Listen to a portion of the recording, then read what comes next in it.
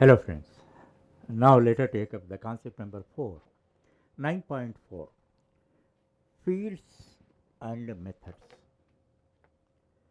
Before explaining this concept, I would like to tell you one very important tip. You must have an yardstick to measure your knowledge. Whatever you know, you must be in a position to explain it to others in an explicable manner. Others should understand. What you explained is on one aspect. How others are able to understand your version is, is the ultimate. So, after understanding every concept, and if any problems or the programs are there, after completion of those programs, you question yourself how I can present this concept to others. Then, if possible, you explain it to others. If you are, they may not give their impression, but simply seeing their face, you can understand how extent they could understand what is their impression on you. You can easily guess simply seeing their face. Face is the index of the mind, as you know. So that's why always after completion of each and every concept, uh, just question yourself how I can explain this concept. If possible, explain it to somebody. Then you will have ultimate knowledge.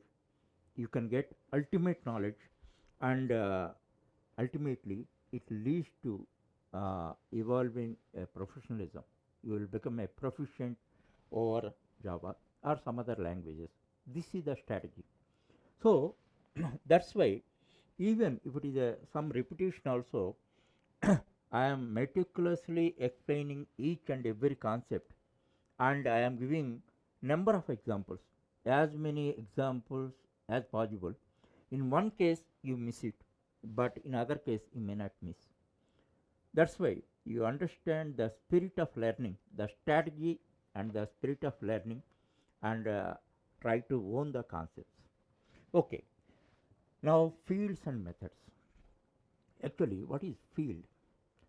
Every field represents a single data member which is used either in a data structure or a database.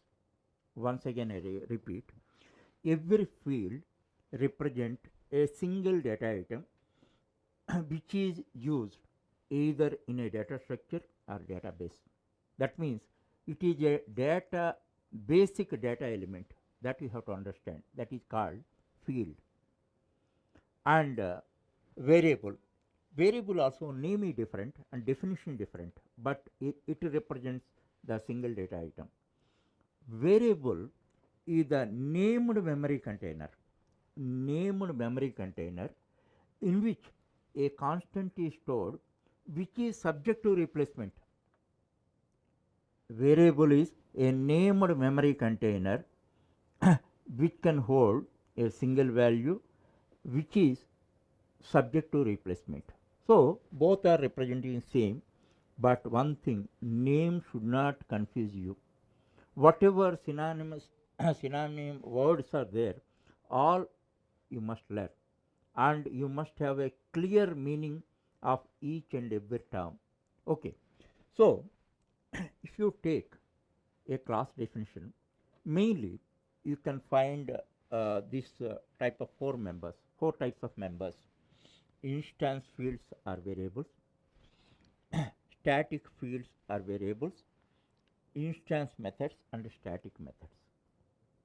Simply, I use as a variable, don't confuse. Variable and field are used interchangeably, don't confuse.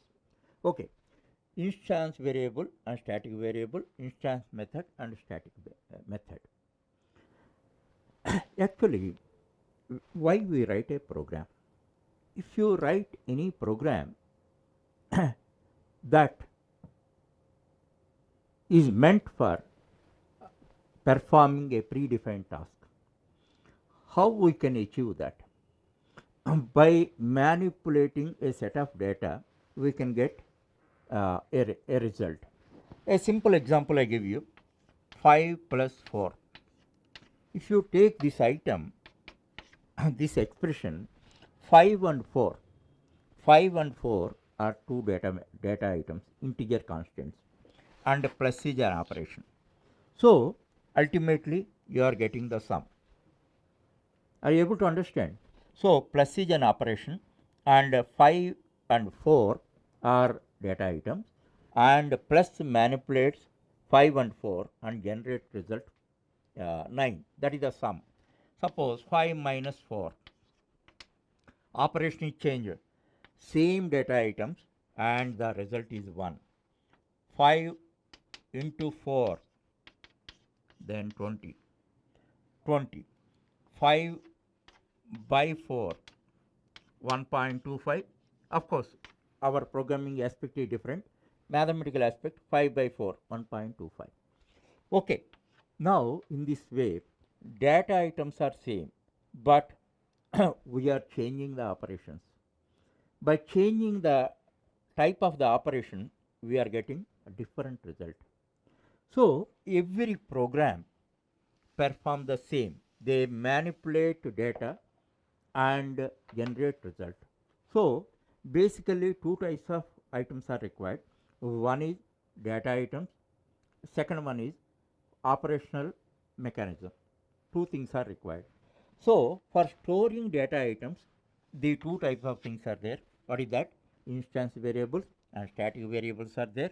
For performing operations, instance methods are there, static methods are there. These are nothing but functions in C, C++. Here in Java we are calling them as methods. That point you have to understand. So, the methods perform operations on variables and generate results. From the beginning, I have been explaining this point many times because this is the fundamental, the most fundamental point in programming. Okay. Thereafter, now I have to explain the four types of members practically through examples, then only you can understand that. And one more thing I am telling you, defining static elements represents your prudency. It is not compulsory and all that. It is your prudency. Now you see that one example I tell you. You can find washrooms in your college. Actually, for every class, every classroom, they never construct washrooms. Washrooms are a common domain, a common building is created for washrooms. All students of all classes in a college use it. But washrooms are not constructed for each and every classroom. That is a prudency. Understand? Suppose if you take an apartment, security guards are appointed for the entire apartment, not for individual flats. It is a prudency. Understand? But servant maids are appointed for each and every flat separately. What is the prudency behind it? You know very well, because already you have been applying in real life. Such type of prudencies you have to apply in programming also. Then only it reflects your prudency, your proficiency in programming. Already many times I tell you, your code, your program speaks about your maturity. That's why you understand the real state of each and every element and define whether it suitable candidate for instance or static. Okay. Now you see, let us take the example of room. In most cases I give this example because this is a very simple domain and you can easily understand that.